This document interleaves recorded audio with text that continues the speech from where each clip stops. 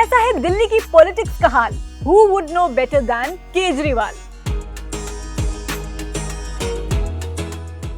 अरविंद केजरीवाल ने अपने सियासी करियर की शुरुआत से ही कई बार ऐसे फैसले लिए हैं जो चौंकाने वाले रहे हैं। चाहे वो दिल्ली में शीला दीक्षित के खिलाफ चुनाव लड़ने का फैसला हो या अब सीएम पद से इस्तीफा देकर आतिशी को देश की राजधानी की कमान सौंपना। केजरीवाल को इस तरह के पॉलिटिकल एक्शन से फायदे भी हुए हैं, लेकिन इसकी वजह से उन्हें काफी क्रिटिसिज्म भी झेलना पड़ा है।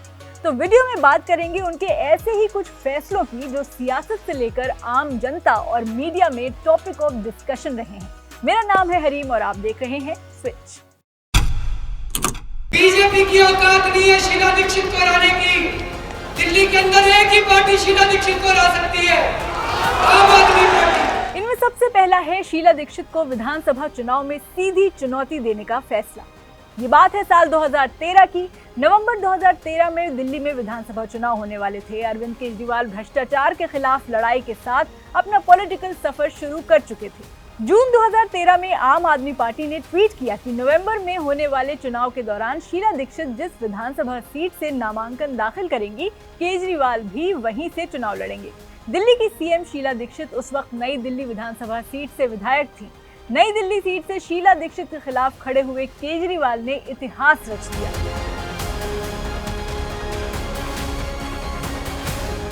आम आदमी पार्टी के संयोजक अरविंद केजरीवाल ने 3 बार की मुख्यमंत्री शीला दीक्षित को 25,864 वोटों से हराकर उनके राजनीतिक करियर को तहस नहस कर दिया। एक नई नवेली पार्टी का इस तरह दिल्ली के पॉलिटिकल मैदान में ओपोनेंट्स को धूल चटाना उस वक्त केजरीवाल के स्ट्रॉन्ग कॉन्फिडेंस का नतीजा बताया गया। हमारी कैबिनेट में मिलकर ये निर्णय लिया है कि हमारी सरकार आज इस्तीफा देती है, ये हमारा इस्तीफा है। दूसरे नंबर पर है वो फैसला जब केजरीवाल पहली बार कांग्रेस के समर्थन से सीएम बने और 49 दिन सीएम पद संभालने के बाद इस्तीफा दे दिया। 2013 में हुए विधानसभा चुनाव में 70 सीटों पर चुनाव हुए थे।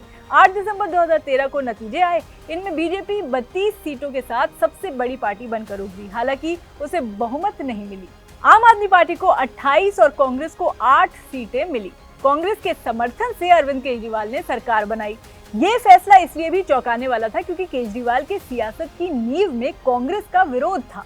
हालांकि 49 दिन बाद दोनों पार्टियों का गठबंधन टूट गया और केजरीवाल ने इस्तीफा दे दिया। उस वक्त उन्होंने कहा था कि वो जन लोकपाल बिल नहीं पास करा पाए, इसलिए वो सीएम पद छोड़ रहे हैं और उनका ये फैसला उनके लिए बड़ा फायदेमंद साबित हुआ क्योंकि इसके बाद जब 2015 में दिल्ली विधानसभा के चुनाव हुए तो केजरीवाल की पार्टी ने अकेले बहुमत हासिल की और इस तरह उनको कांग्रेस के सहारे से भी छुटकारा मिल गया।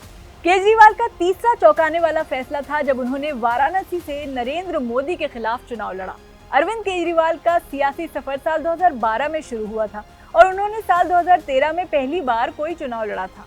अपनी विधानसभा सीट पर तो वो शीला दीक्षित के खिलाफ जीत भी गए थे, लेकिन दिल्ली में सरकार उन्होंने कांग्रेस के साथ ही बनाई थी, जो 49 दिन बाद गिर गई। बहरहाल इस बीच आया लोकसभा चुनाव 2014। केजरीवाल ने बड़ा कॉन्फिडेंस दिखाते हुए लोकसभा चुनाव में हिस्सा लिया और अपना पहला लोकसभा चुनाव उत्तर प्रदेश की वाराणसी लोकसभा सीट से लड़ा।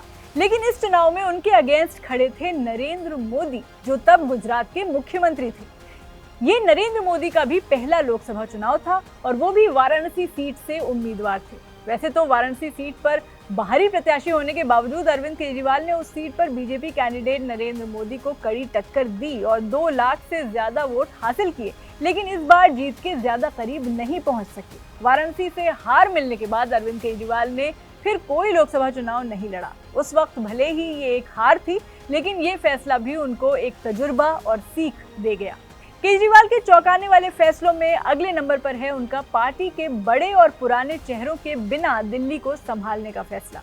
ये साल था 2019 जब आम आदमी पार्टी के बड़े बड़े चेहरों ने पार्टी छोड़ दी।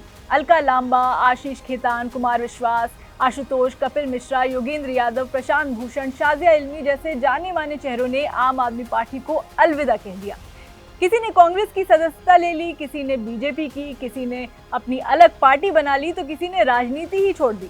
ये सभी लोग पार्टी के शुरुआती दिनों में उसके जाने माने चेहरे थे। अरविंद केजरीवाल पार्टी में करीब करीब अकेले पड़ गए क्योंकि 2013 और 2015 के चुनावों में आम आदमी पार्टी को जबरदस्त बढ़त मिली थी जब ये सब लोग उसके साथ थे। पार्टी बहुमत के साथ सत्ता में आई थी, लेकिन अब चीजें बदलने लगी।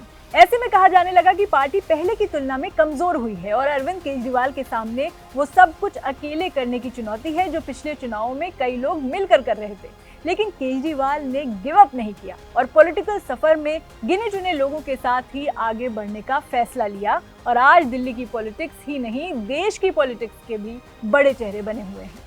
और अब इन चौंकाने वाले फैसलों में उनका यूं जेल से बेल मिलने के बाद सीएम पद से इस्तीफा देने का फैसला भी ऐड हो गया है। केजरीवाल ने न सिर्फ दिल्ली के मुख्यमंत्री पद से इस्तीफा देने की घोषणा की बल्कि आतिशी को मुख्यमंत्री की कमान सौंप दी। अरविंद केजरीवाल जब इसी साल 21 मार्च को दिल्ली की नई आबकारी नीति में अलेज्ड इरेगुलरिटीज के मामले में जेल गए, तब उन्होंने मुख्यमंत्री पद से इस्तीफा नहीं दिया था। उन्होंने इस्तीफा उस वक्त दिया जब उन्हें जमानत मिल गई। इसलिए पॉलिटिकल एक्सपर्ट्स कह रहे हैं कि केजरीवाल ये दिखाना चाह रहे थे कि बीजेपी की तमाम कोशिशों के बाद भी उन्होंने हार नहीं मानी और जब मुख्यमंत्री के पद से इस्तीफा दिया तो अपनी मर्जी से दिया। 2012 से शुरू हुए पॉलिटिकल करियर में केजरीवाल के इन सब फैसलों को देखकर यही माना जा रहा है कि केजरीवाल के फैसले भले ही चौंकाने वाले होते हैं, लेकिन वो जो फैसले लेते हैं वो बड़े सोचे समझे और स्ट्रैटेजी के साथ लिए गए फैसले होते हैं। उनमें उनकी राजनीतिक सोच साफ झलकती है। आपकी इस पर क्या राय है, कमेंट में बताएं और स्विच को सब्सक्राइब करते जाएं।